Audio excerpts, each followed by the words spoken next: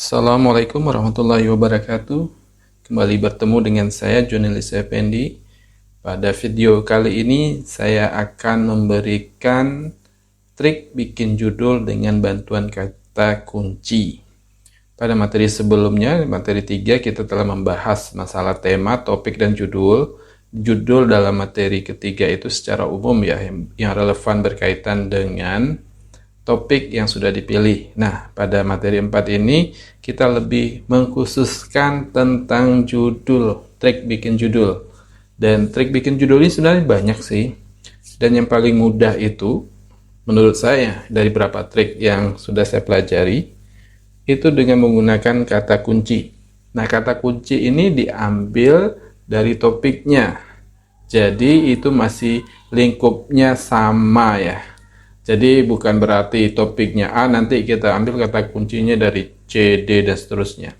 Tapi masih ada hubungannya dengan topik. Sehingga cerpen yang kita tulis itu tetap ada nyambungnya. Nah, setelah kita coba latihan bikin judul dari tema dan topik, kali ini kita berlatih bikin judul dari kata kunci. Ternyata masih banyak ya yang belum klik dalam menulis judul, sehingga terasa kurang nyantol saat kesan pertama pembaca melihat judul kita itu. Sebab judul yang oke itu adalah perkenalan pertama yang langsung memancing sensasi keingintahuan pembaca, dan mereka jadi penasaran, ingin tahu lebih banyak. Apa sih judul ini, kok kelihatannya menarik, ada sesuatu kah? Sederhananya gini, kita temukan kata kunci sesuai dengan tema dan topik cerita yang sudah kita pilih. Adapun ciri khas dari kata kunci atau keyword tersebut adalah, pertama, bermakna konotatif, artinya itu banyak penafsiran maknanya, sehingga pembaca punya definisi sendiri untuk kata tersebut sesuai dengan pemahaman mereka.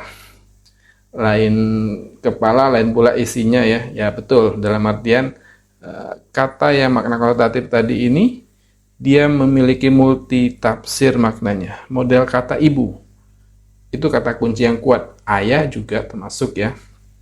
Hujan, rindu, itu adalah contoh kata kunci yang powerful, karena dia banyak sekali penafsiran. Kata ibu itu juga banyak maknanya. Ada ibu kandung, ibu tiri, ibu angkat, ibu kota, ibu presiden, ibu menteri, dan sebagainya. Oke ya. Terus yang kedua, bisa dikaitkan dengan kata lain. Maksudnya itu dia fleksibel katanya. Dimasukkan dengan kata lain atau disandingkan dengan kata lain, dia bisa menciptakan makna yang lebih kuat lagi. Misalkan Ibu Tina. Tina ibunya Tiwi. Itu kan ketika digabung berapa kata itu maknanya jadi makin kuat. Nah, atau dia bisa nyantol di mana saja. Fleksibel karena dia penafsirannya itu banyak sekali yang bisa dilihat dari sisi-sisinya. Antara kata ini digabung kata ini, kata kunci A digabung dengan kata lain, dia akan bisa nyambung. Oke, yang ketiga, kata yang mudah diingat dan populer sehingga tidak terasa asing di telinga pembaca. Ada sebagian penulis menggunakan nama atau tempat sebagai judul. Ya boleh saja sih, tapi biasanya agak terasa asing ya oleh pembaca yang belum kenal dengan tempat atau daerah tersebut. Sih boleh-boleh aja, tapi yang familiar aja ya.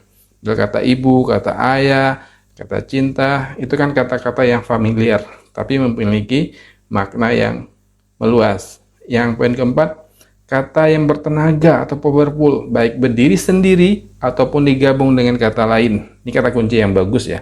Nah, ini penting banget untuk memantik kesan pertama saat dibaca. Biasanya sangat mampu untuk memancing rasa penasaran pembaca. Model kata rindu, kata cinta, kata ibu, itu dia kan powerful ya. Dia mau satu kata itu jadi judul juga bisa. Dan banyak lagi contoh-contoh kata kunci lainnya ya. Terus yang kelima, memantik keingintahuan pembaca. Hal ini karena kata-kata kunci itu selalu punya daya tarik dan nyantol di pikiran pembaca. Uniknya kata-kata kunci ya, sudah saya singgung poin-poin sebelumnya. 6. Secara pribadi ada pengalaman imajiner dengan kata-kata kunci itu, sehingga selalu ada sisi istimewa dari kata kunci tersebut dalam pikiran pembaca. Kalau kamu suka baca dan banyak membaca, tentu kamu akan mendapati kata-kata yang terasa ada sesuatu di hatimu. Ketika kamu membaca kata itu, terus ingatanmu flashback ke suatu kejadian atau ke suatu sosok atau ke suatu tempat yang itu istimewa dalam memori kamu. Nah, itu namanya pengalaman imajiner ya, dengan kata-kata kunci tersebut. Kesannya dalam banget, agak susah menjelaskan sih secara kata-kata, tapi kamu bisa merasakan, wah, ketika kamu sebut nama orang yang kamu sayangi, langsung kamu, apa ya, merinding ya. Nah, itu kan ada pengalaman imajiner kamu dengan nama si A itu atau nama si B itu, orang yang spesial di hati kamu. Nah, seperti itu juga kata kunci ya. 7. Usahakan pilih kata kunci yang bermakna positif dan aktif ya. Sebab ini akan memancarkan energi yang bisa bikin nyaman pembaca dan tidak ada sesuatu yang mengganjal ya. Karena yang positif atau yang netral, paling nggak kata itu, dia bisa memberikan energi. Karena kata-kata juga punya energi ya. Bisa mempengaruhi suasana hati dari pembaca. Kalau maknanya negatif atau yang ngandung unsur-unsur kebencian kah, kekerasan kah, asusila dan sebagainya, itu terasa nggak enak ya. Dan mohon maaf, saru ya kalau saya ngomong bahasa-bahasa yang seperti itu. Kata-kata yang jorok, kata yang kasar dan sebagainya, itu sebisanya dihindari sebagai judul ya. 8. Sanggup memancing imajinasi penulis untuk merangkai jalinan ceritanya. Dari kata itu penulis juga, wow, seru ini, kayak jalan ceritanya bakal seperti ini dari pilihan kata kunci yang teman-teman pilih itu. Dan dia memberikan impact yang positif juga bagi pembaca, sehingga menghadirkan vibrasi dalam diri kita sebagai penulis untuk merangkainya menjadi sebuah cerita. Wah, gue banget ini kata-kata ini. Nah, gitu ya penjelasan singkat makna dari kata kunci. Masih banyak sih hal yang lain yang dapatkan dari kata kunci, tapi poin pentingnya kata kunci itu harus menarik, bertenaga, populer, positif, imajinatif, dan mudah diingat. Oke ya, apa saja sih kata kunci tersebut? Nah, ini contohnya ya. Bisa kata ibu, ayah, cinta, rindu, asmara, dendam, kematian, Tuhan, malaikat, pejuang, pemberani. Nama-nama kota seperti Jakarta, Jogja juga yang populer ya. Tapi kalau nama kampung kamu yang yang di daerah yang masuk lagi ke pelosok dan itu jarang didengar, kesannya agak gimana ya kalau dijadikan ini. Atau keterangan usia, darah muda, anak, orang tua, tua renta, remaja, dewasa, bayi dan semuanya. Itu contoh kata kunci ya. Nah, nih masih banyak contoh kata kunci yang bagus-bagus yang kamu mungkin bisa lebih banyak ya untuk menambahkan. Nah, ini ada triknya, ada 3 nih cara bikin judul dari kata kunci. Yang pertama, temukan dan tulis 1-3 kata sesuai dengan tema dan topik cerita yang kamu pilih. 2, rangkai kata kunci tersebut dengan kata-kata lain. Bisa ditambah 1 atau 2 kata, atau kamu bisa kombinasikan kata-kata kunci itu. Kalau 3 kata kunci yang kamu dapat, tinggal kamu kotak-katik saja, kombinasikan mana yang maknanya lebih pas untuk judul cerpen kamu. Kamu bisa tulis coret-coret dulu ya di kertas ya, paling nggak ada 5 alternatif judul yang kamu tulis dari kata kunci itu. Nanti kamu pilih salah satu yang paling pas untuk dijadikan judul cerpen kamu. Apakah udah fix ini kalau saya milih judul A sebelum saya tulis ini cerpennya, tapi nanti setelah selesai cerpennya saya kok milih judul B ya, gimana nih?